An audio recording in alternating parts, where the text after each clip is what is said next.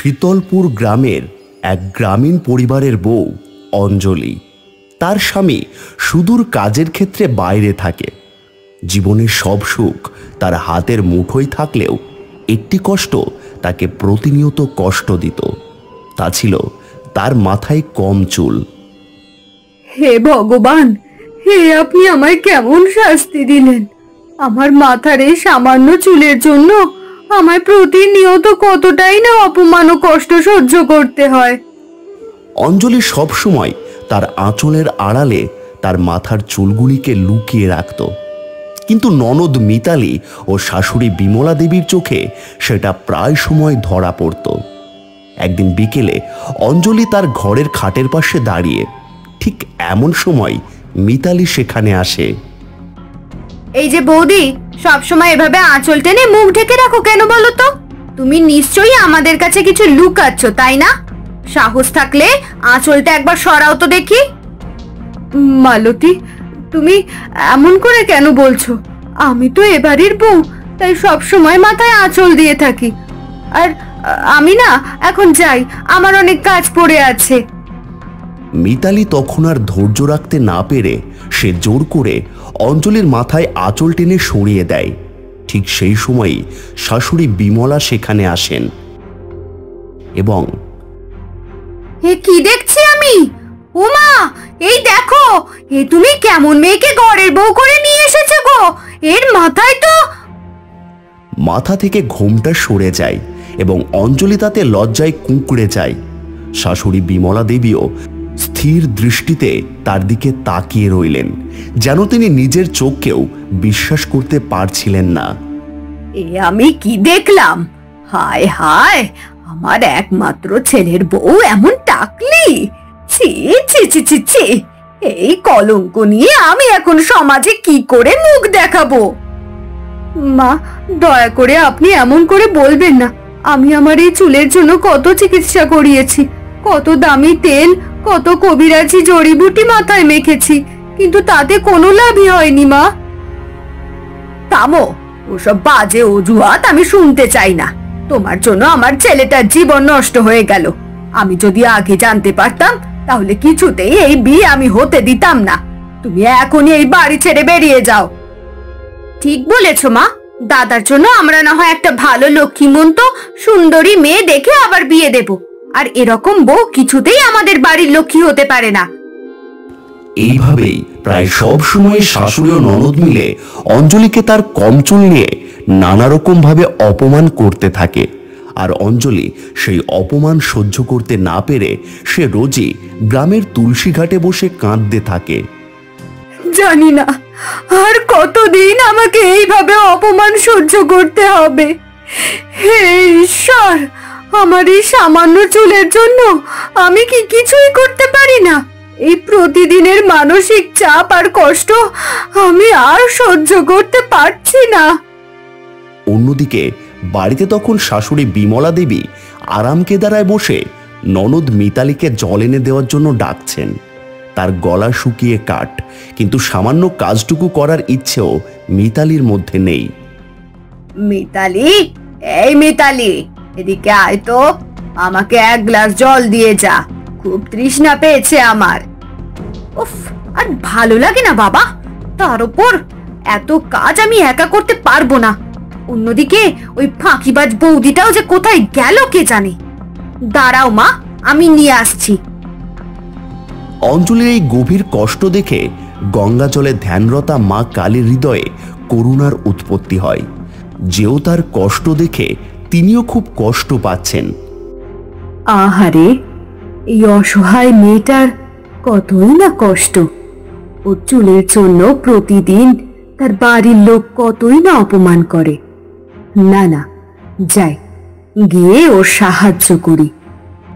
এই কথা বলে মা কালী তার দিব্য জ্যোতিতে চারদিক আলোকিত করে গঙ্গা জল থেকে উঠে আসেন এবং তার রূপ ছিল শান্ত এবং স্নিগ্ধ, যা সকল দুঃখ কষ্ট দূর করে দেয়। অঞ্জলি, তোকে এত কষ্ট সহ্য করতে দেখে আমি আর থাকতে পারলাম না, তাই আমি তোকে দেখা দিলাম। আজ আমি তোর 3টি মনের ইচ্ছা পূরণ করতে এসেছি। বল মা, তোর কি ইচ্ছে আছে? মা, মা কালী, জগৎ জননী, আমার মতো অভাগীর ভাগ্যে হে কি অলৌকিক দর্শন! আপনার এই করুণাময় রূপ আমার সব দুঃখ দূর করে দিল মা। কিন্তু আপনি আমার কষ্টের কথা জানলেন কি করে মা? আমি সব সময় এই ঘাটেই ধ্যান করি, আর তুই প্রতিদিনই এখানে এসে কান্নাকাটি করতে থাকিস। আমি সহজে কাউকে দর্শন দিই না, কিন্তু তোর নির্মল হৃদয়ের কষ্ট দেখে আমি আর থাকতে পারলাম না, তাই তোর সামনে আমি চলে এলাম। তুলসীঘাটে মা কালীর সাথে অঞ্জলির কথোপকথনগুলো দূর থেকে লুকিয়ে শুনছিল ননদ মিতালি। তার চোখে তখন চরম লোভ। এ কি, আমি এটা কি দেখছি? ওই মায়াবী দেবীর কাছ থেকে বৌদি 3টে ইচ্ছের আশীর্বাদ পাবে? না, এটা আমি কিছুতেই বৌদিকে পেতে দেব না। এই আশীর্বাদ আমার চাই। মিতালি আড়াল থেকে বেরিয়ে ঘাটের দিকে এগিয়ে যায়। শান্তামা তখনই বুঝতে পারেন অসৎ উদ্দেশ্য নিয়ে কেউ আসছেন। অঞ্জলি, মনে হয় এইদিকে কেউ আসছে। আমায় এক্ষুনি চলে যেতে হবে। তুই কিন্তু একদম চিন্তা করিস না। যখনই তুই একা এই ঘাটে আসবি, আমি তোর কাছে আসব। এই কথা বলেই মা কালী জলে ডুব দিয়ে অদৃশ্য হয়ে যান। মিতালি ঘাটে এসে অঞ্জলিকে আবার কাজ করতে বলে। এই যে বৌদি, তুমি যদি সারাক্ষণ এখানে বসে থাকো, তাহলে বাড়ির কাজগুলো কে করবে শুনি? অঞ্জলি বাড়ি ফিরতেই মিতালি তার শাশুড়িকে জল দিয়ে আসে। শাশুড়ি তখন অঞ্জলিকে বকাবকি করতে শুরু করেন। বৌমা, ও বৌমা, তাড়াতাড়ি আমার ঘরে এসো। আজ থেকে ঘর ঝাঁট দেওয়া, গরুকে খড় খাওয়ানো, রান্না করা, সব কাজ তুমি একা করবে, বুঝেছো? অঞ্জলিকে শাশুড়ি যখন বকাবকি করতে ব্যস্ত, তখন মিতালি মনে মনে ফোন দিয়ে আঁটে। সে জানে বরদান পেতে হলে তাকে বৌদির মতো সাজতে হবে। আমাকে আজই বৌদির একটা কাপড় চুরি করতে হবে, আর সেই কাপড় পরে আমি ওই নদীর ঘাটে যাব। কিন্তু তার আগে কাল সকালে বৌদিকে ঘরের সমস্ত কাজে ব্যস্ত রাখবো। মিতালি এরপর রাতে লুকিয়ে রান্নাঘরে ঢোকে। অঞ্জলি যে খাবার তৈরি করেছে তাতে সে নিজের অজান্তে একটি চুল মিশিয়ে দেয়। একি, ভাতের মধ্যে চুল কি করে এলো? ছি, সারাদিন কাজ করে বাড়ি ফিরে একটু ভালো করে ভাতও খেতে পারবো না। বলি বৌমা, তোমার চুলের সাথে সাথে কি চোখ আর মাথাও খেয়েছো নাকি? চোখে দেখতে পাওনি ভাতে চুল পড়েছে? আমি রান্না করার সময় ভালোভাবে সবকিছু পরিষ্কার করেছি। কিভাবে যে খাবারে চুল এলো আমি জানি না মা। পরের দিন সকাল হতেই মিতালি তার বৌদিকে কড়া নির্দেশ দেয়। অঞ্জলিকে সারাদিন কাজে ব্যস্ত রেখে সে সুযোগ খুঁজে নেয়। আজ তুমি সারাদিন বাড়ির কাজ করবে, কোথাও যাবে না বলে রাখছি, না হলে আজও তোমার কপালে দুঃখ আছে। এরপর মিতালি তার ঘরে গিয়ে বৌদির শাড়ি পরে লুকিয়ে সেই তুলসী ঘাটে চলে যায়। সে তখন নিজেকে আড়াল করে রাখে। এবার আমাকে শুধু বৌদির মতো দুঃখের গান গাইতে হবে। না না, তার আগে মাথায় ভালো করে ঘোমটা দিয়ে মুখটা ঢেকে রাখি। মিতালি ঘোমটা দিয়ে তার মাথা ও মুখ ঢেকে দুঃখের কথা বলতে থাকে। তার কথা শুনে মা কালী জল থেকে উঠে আসেন। তোমার 3টি মনের ইচ্ছা আমাকে বলো, আজ আমি তা পূরণ করব। আমার প্রথম ইচ্ছা, আমি সবার থেকে অনেক অনেক সুন্দরী হতে চাই। দ্বিতীয় ইচ্ছা হলো আমার চুল যেন সবার থেকে লম্বা ও সুন্দর হয়। বেশ, তথাস্তু। এবার তৃতীয় ইচ্ছা বলো। আমার তৃতীয় ইচ্ছা হলো আমার অলংকারের বাক্সে যেন সব রকম অলংকারে ভরে যায়। তথাস্তু। আমি তোমার 3টি মনের ইচ্ছা পূরণ করলাম। এবার তুমি বাড়ি ফিরে যাও। তবে মনে রেখো, অসৎ উপায়ে যদি কেউ আমার থেকে বরদান চায়, তাহলে সে বিপরীত ফল পায়। এই কথা বলেই মা কালী নদীর জলে ডুব দিয়ে অদৃশ্য হয়ে যান। মিতালি তখন আনন্দে আত্মহারা হয়ে বাড়ি ফেরে। মিতালি বাড়ি ফিরে তার মাথার ঘোমটা খুলতেই আয়নায় দেখে তার মাথায় একটাও চুল নেই, তার হাত পা মুখ কালো কুৎসিত হয়ে গেছে। ও মা গো, এ আমার সাথে কি হলো গো? এ কেমন রূপ হলো আমার? আমি এখন কি করব? এরপর সে সঙ্গে সঙ্গে গয়নার বাক্সটা খুলে দেখে, তাতে যে 2-3টি অলংকার ছিল তাও এখন একদম ফাঁকা। মিতালির কান্না শুনে তার মা ও বৌদি দৌড়ে আসে তার ঘরে। ছি ছি ছি ছি ছি, কি কুৎসিত হয়েছে তোকে দেখতে! তুই আমার মেয়ে, লোক সমাজে তোকে পরিচয় দিতে আমার লজ্জা করবে। সবকিছু ওই বৌদির জন্য হয়েছে। বৌদির মা কালী আমায় অভিশাপ দিয়েছে। আমি ওর আশীর্বাদ চুরি করতে চেয়েছিলাম। মিতালির কথা শুনে অঞ্জলি সবকিছু বুঝতে পারে, কিন্তু অঞ্জলি তৎক্ষণাৎ দৌড়ে তুলসী ঘাটে যায় আর মা কালীকে ডাকতে থাকে। অঞ্জলির ডাকে মা কালী আবারও নদীর ঘাটে আসেন। অঞ্জলি, আমি তোর ননদকে উচিত শিক্ষা দেওয়ার জন্য তাকে বিপরীত ফল পাওয়ার বরদান দিয়েছি। তাকে ক্ষমা করে দিন মা, ভুল করে এই কাজ করে ফেলেছে। তার উপর দয়া করুন মা, আমি তার হয়ে আপনার কাছে ক্ষমা চাইছি। কিন্তু অঞ্জলি, আমি যাকে একবার আশীর্বাদ দিই সেই আশীর্বাদ ফিরিয়ে নিতে পারি না। তাহলে মা, আমার প্রথম ইচ্ছে হলো আমার ননদের রূপ আবার আগের মতো করে দিন। দ্বিতীয় ইচ্ছা, তার মাথার চুল ফিরিয়ে দিন। আর তৃতীয় ইচ্ছা, তার হারিয়ে যাওয়া অলংকারও ফিরিয়ে দিন। বেশ, তাই হবে। কিন্তু অঞ্জলি, তুই তো তোর জন্য কিছুই চাইলি না। সবাই খুশি থাকলে আমিও খুশি মা। আর আমি না হয় আরেকটু কষ্ট সয়েই নেব। আমি শুধু আমার পরিবারের শান্তি চাই, আর কিছুই না। অঞ্জলির এমন সতত ও নিঃস্বার্থ ভালোবাসা দেখে মা কালী খুবই খুশি হন। তিনি অঞ্জলিকে নিজের থেকে আরেকটি আশীর্বাদ দেন।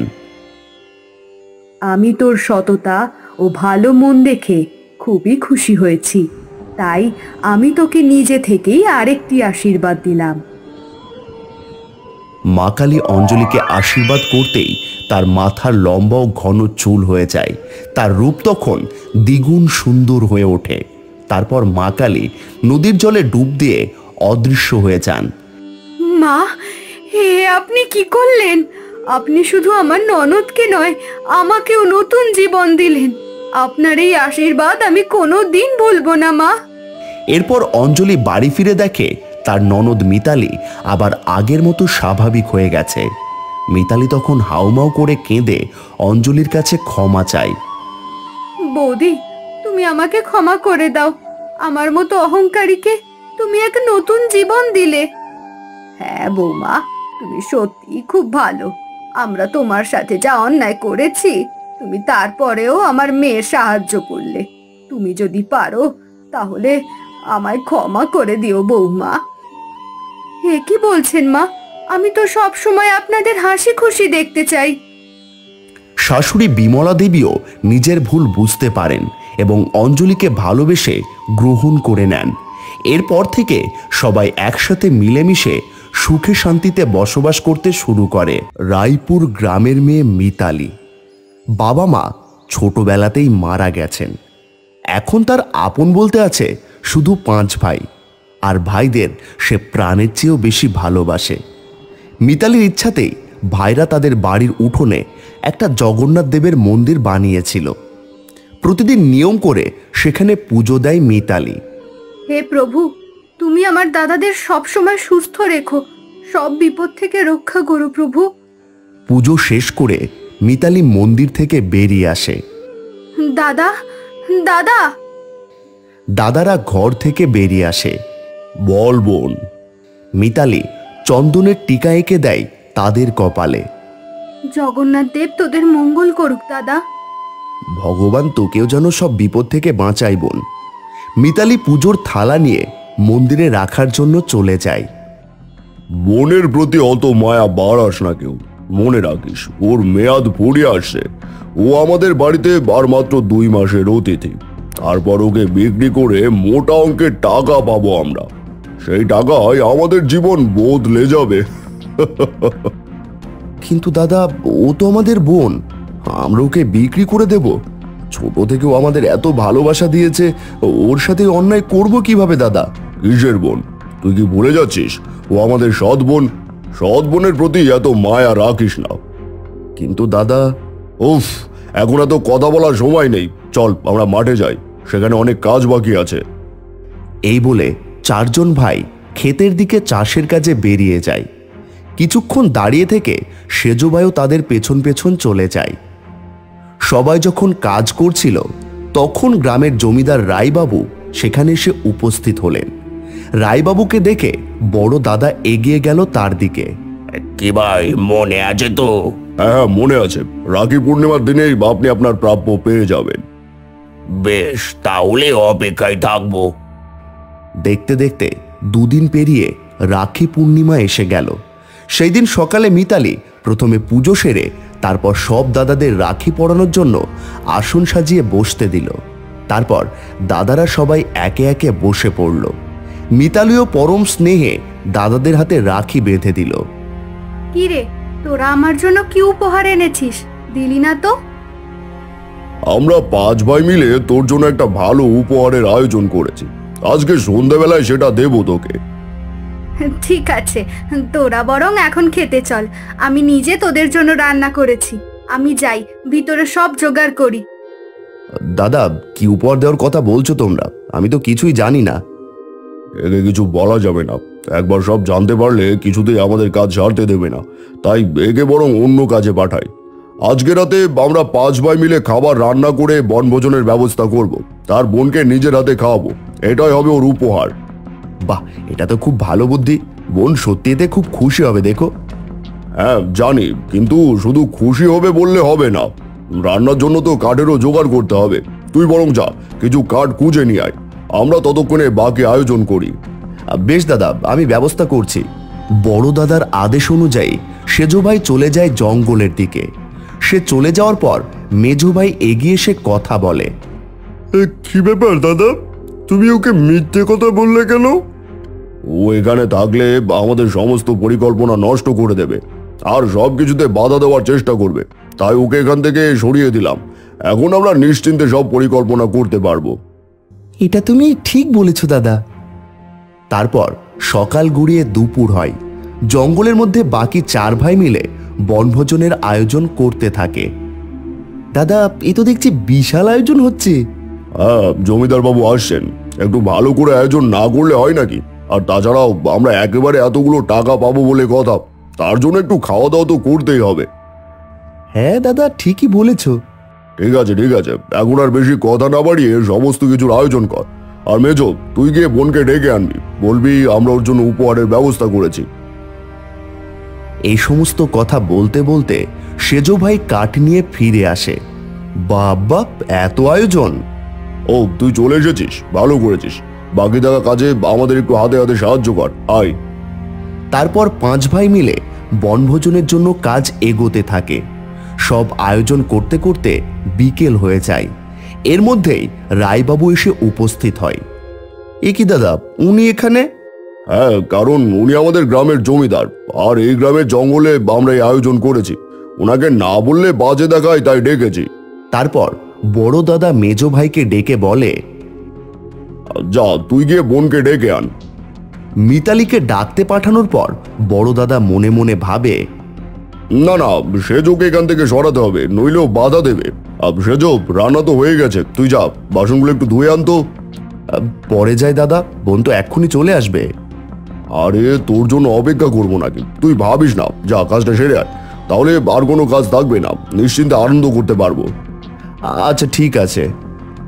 তারপর মেজো ভাই মিতালিকে নিয়ে আসে। সমস্ত আয়োজন দেখে মিতালি খুব খুশি হয়ে যায়। দাদা, এত কিছু আয়োজন তোরা আমার জন্য করেছিস? আরে, তোর জন্যই তো সবটা করা হয়েছে।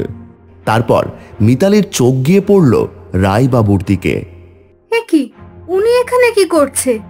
সে কি, আমার তো এখানেই থাকার কথা, আমি তো এখানে তোমাকে নিয়ে যেতেই এসেছি। মিতালি রায়বাবুর কথাটা শুনে কিছু বুঝতে পারছিল না। দাদা, উনি এসব কি বলছে?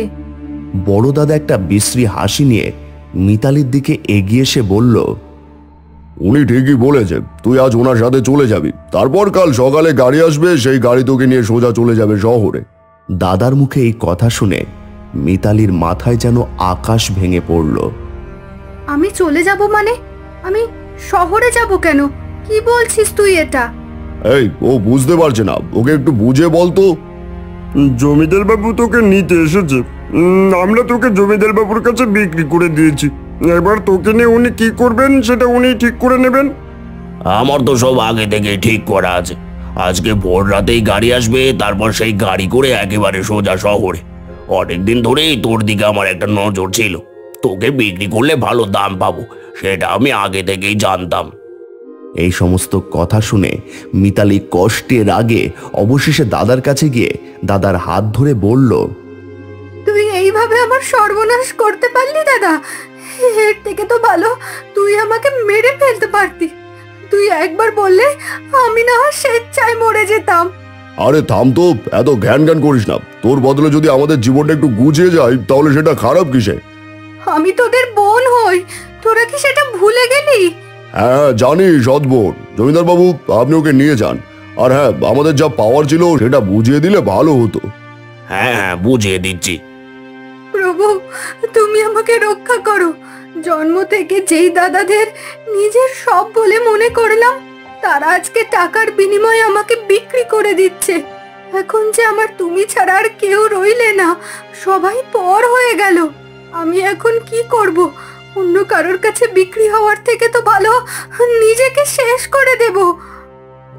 এইসব ভাবতে ভাবতে মিতালি উঠে এগিয়ে গেল যেখানে রান্না হচ্ছিল সেই দিকে। জ্বলন্ত উনুনের কাছে গিয়ে দাঁড়ালো। অন্যদিকে সেজো ভাই সব বাসন ধুয়ে নিয়ে পুকুর থেকে উঠে দাঁড়ায়। এতগুলো বাসন মাজতে মাজতে দেরি হয়ে গেল অনেক। ওদিকে নিশ্চয়ই মেজদা বোনকে নিয়ে চলে এসেছে। বনভোজনের ওখানে যাই, তাড়াতাড়ি আবার গিয়ে পৌঁছতে হবে। এই বলে তাড়াতাড়ি করে যেতে লাগলো বনভোজনের দিকে। এদিকে মিতালি উনুনের কাছে গিয়ে চিৎকার করে বলতে থাকলো, তোরা আমার নিজের দাদা হয়ে আমাকে রক্ষা না করে আমাকে উল্টে বিক্রি করে দিচ্ছিস। তোদেরকে ছোট থেকে আমার সব থেকে কাছের ভাবতাম, আর আজ তোরা আমাকে সৎ বোন বলে পরিচয় দিচ্ছিস। দাদা, তোরা আমার সাথে এরকম অন্যায় করলি? বড় দাদা বুঝতে পারছিল যে মিতালি কি করতে চলেছে। না না, এরকম কিছু করবি না তুই। দাঁড়া বলছি, দাঁড়া দাঁড়া। জানি আমি এরকম কিছু করলে তোদের অনেক ক্ষতি হয়ে যাবে, তোরা আর টাকা পাবি না, কিন্তু আমার তাতে কিচ্ছু যায় আসে না। অন্য কারোর কাছে বিক্রি হওয়ার থেকে নিজেকে এভাবে শেষ করে দেওয়াই আমার কাছে বেশি সম্মানের। এই সমস্ত ঘটনা যখন ঘটছিল এর মধ্যেই সেজো ভাই সেখানে এসে উপস্থিত হলো। এ কি, এখানে সব কি হচ্ছে? অনেকগুলো টাকা দিয়ে তোকে আমি কিনেছি, আর তুই এইরকম কিছুই করবি না। এই কথাটা শোনা মাত্র সেজো ভাইয়ের বুঝতে বাকি রইল না যে এখানে ঠিক কি হচ্ছে। কিন্তু সবকিছু বুঝতে না বুঝতেই মিতালি জ্বলন্ত আগুনের মধ্যে ঝাঁপ দিল। বোন, বোন! সেজো ভাই অনেক চেষ্টা করলো মিতালিকে বাঁচানোর, কিন্তু পারল না। অন্যদিকে রায়বাবুর সাথে বাকি 4 ভাইয়ের ঝামেলা শুরু হয়েছে। আমার টাকা আমার ফেরত চাই। কোনো টাকা ফেরত হবে না, আমরা তো ওকে আপনার হাতে তুলে দিয়েছিলাম, আপনারা সামলে রাখতে পারেননি, আমরা কি করব? তাদের এই ঝামেলা দেখে সেজো ভাই জ্বলন্ত উনুনের সামনে দাঁড়িয়ে কাঁদতে কাঁদতে ভাবতে লাগলো, এরা নাকি দাদা, দাদা ছেড়েই দিলাম, কিন্তু একটা মানুষ হিসেবে কতটা নিচে নামলে কেউ এমন করতে পারে। আর আমিও এত বোকা যে বুঝতে পারলাম না এরা এই সমস্ত পরিকল্পনা করেছে। ঝামেলা শেষ করে সবাই বাড়ি ফিরে এলো। রায়বাবুও চলে গেলেন, শুধু থেকে গেল সেজো ভাই। সে মিতালির পুড়ে যাওয়া দেহের ছাইগুলো জড়ো করে একটা কাপড়ে বেঁধে নিল। বোনকে তো নিজের কাছে বেঁধে রাখতে পারলাম না, ছাইটাকেই না হয় সারা জীবন আমার কাছে আগলে রাখবো। তারপর সেজো ভাই বাড়িতে চলে গেল। বাড়ি ঢোকার সময় তার চোখ পড়ল জগন্নাথ মন্দিরের দিকে, আর তার বোনের কথাটা মনে পড়ে গেল। সেই কথা মনে করে এসে সে ছায়ের পুটলিটা মন্দিরের সামনে রাখে। মন্দিরের ভেতর ঢুকে জগন্নাথ দেবের সামনে প্রণাম করল। আজকে রাখি পূর্ণিমার দিনে আজ আমার বোনকে রক্ষা করতে পারলাম না। বোন নিজের হাতে করে সকালবেলায় যেই দাদাদের রাখি পড়ালো, তারাই কি ওর মৃত্যুর কারণ হয়ে গেল। সব কেমন যেন পাল্টে গেল কয়েক মুহূর্তে।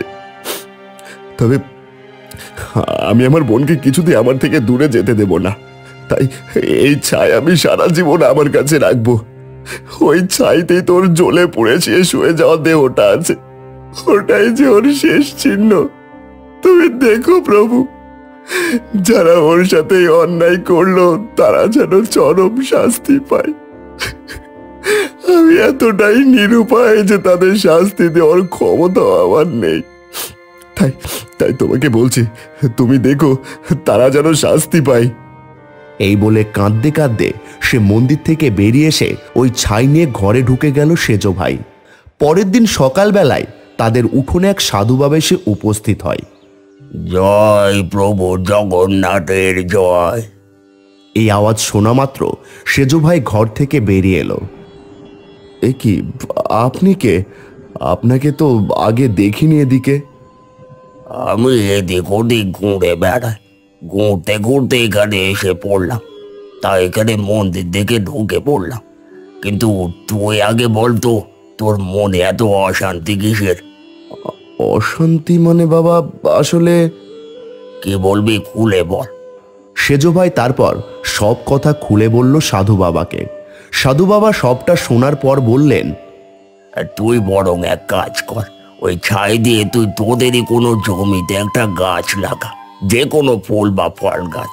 তারপর সেই গাছকে যত্ন করে বড় করে তোল। গাছের প্রথম ফল বা ফুল দিয়ে তোদের মন্দিরে জগন্নাথ দেবকে পুজো কর। কিন্তু তাতে কি হবে বাবা? কি হবে সেটা না হয় সময় বলবে, ধরে নে তোর বোনের আত্মার শান্তি হবে। এবার দে দেখি, আমাকে কিছু ভিক্ষে দে। হ্যাঁ বাবা, নিয়ে আসছি। সেজ ভাই ঘর থেকে কিছু চাল ডাল আনতে গেল, কিন্তু চাল ডাল নিয়ে ফিরে এসে সে দেখল সেখানে নেই সাধু বাবা। সে চারিদিকে খুঁজল, কিন্তু সাধু বাবাকে আর খুঁজে পেল না। সাধু বাবার কথা মতো সেজ ভাই তার নিজের অংশের একটা জমিতে ওই ছাই ঢেলে মাটির সাথে মিশিয়ে মিতালির পছন্দের কদম্ব ফুলের গাছ লাগালো। সেই গাছটাকে খুব যত্নে রাখত। ধীরে ধীরে গাছটা বড় হয়ে ওঠে, সময় এগিয়ে চলে। সেজ ভাই তার ভাগের জমিতে আলাদাভাবে চাষবাস শুরু করে। মিতালি মারা যাওয়ার পর থেকে সে বাকি ভাইদের সাথে খুব একটা কথা বলে না। এইভাবে 4 বছর কেটে গেল। একদিন গাছের কাছে বসতে এসে সেজ ভাই খেয়াল করলো গাছে একটা কুঁড়ি এসেছে। কেন জানি না, আজকে তোর কথা খুব মনে পড়ছে রে বোন। ওই সাধু বাবা বলেছিলেন গাছ লাগাতে, আর সেই গাছের প্রথম ফুল জগন্নাথ দেবকে দিতে। কিছুদিনের মধ্যেই এই গাছের প্রথম ফুল ফুটবে, তারপর এই ফুল আমি জগন্নাথ দেবকে দেব। কিছুদিন পর সেই কুঁড়ি থেকে প্রথম কদম ফুল ফুটল। সেজ ভাই আনন্দের সাথে সেই ফুলটা পেড়ে নিয়ে গেল জগন্নাথ মন্দিরে। ফুল পেড়ে নিয়ে বাড়ি ফিরে জগন্নাথ মন্দিরে ঢুকলো। জগন্নাথ মন্দিরের ভেতরে ঢুকে ফুলটা মূর্তির পায়ের কাছে রেখে জগন্নাথ দেবের সামনে হাত জোড় করে বলল, আমার বোনকে যাদের জন্য মরতে হয়েছিল আমি তাদের শাস্তি দিতে পারিনি, কিন্তু বোনের দেহ পুড়ে যাওয়া ছাই দিয়ে গাছ বসিয়েছিলাম। সেই গাছেই প্রথম ফুলই তোমাকে দিলাম। তুমি দেখো, আমার বোনের সাথে যারা অন্যায় করেছে তারা যেন শাস্তি পায়। ন্যায় বিচার তুমিই করো। সেজ ভাইয়ের কথা শেষ হতে না হতেই হঠাৎ করে জগন্নাথ দেবের মূর্তি থেকে এক প্রচণ্ড আলোর আভা ছড়িয়ে পড়ল। আলোর আভায় সেজ ভাই কিছুই দেখতে পারছিল না, তাই নিজের চোখ হাত ঢেকে নিল। মূর্তি থেকে আভা ছড়িয়ে পড়ছে, আর সেজ ভাই হাত দিয়ে চোখের কাছে আলো গার্ড করার চেষ্টা করছে। তারপর জগন্নাথ দেবের পায়ের কাছে দেওয়া কদম ফুলটা নিজ থেকেই শূন্যে ভেসে ভেসে সেজ ভাইয়ের সামনে এলো। সেই দেখে সেজ ভাই অবাক হয়ে গেল। সে বুঝতে পারছিল না যে কি হচ্ছে। তারপর হঠাৎ করেই ফুলটা মাটিতে পড়ে গেল, আর মাটিতে পড়া মাত্রই সেই ফুল পরিবর্তিত হয়ে গেল মিতালিতে।